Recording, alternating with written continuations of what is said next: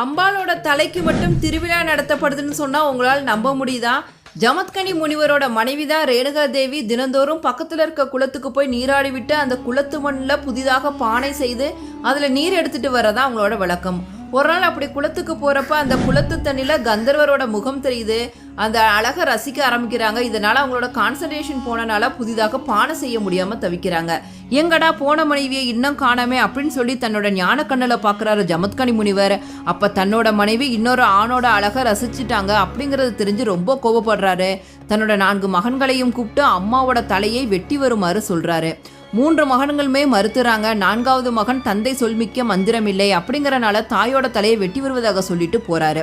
தன் மகனை தன்னை கொல்ல வருவதை தெரிஞ்சுக்கிட்ட ரேணுகா தேவி அங்கிருந்து தப்பிச்சு போய் சுடுகாட்டில் இருக்க வெட்டியானோட வீட்டில் போய் தஞ்சம் அடைகிறாங்க. பரசுராமர் தன்னோட அம்மாவை கொல்றதுக்காக அந்த வீட்டுக்குள்ள போறாரு. அப்ப வெட்டியானோட மனைவி இதை தடுக்க வராங்க. பரசுராமர்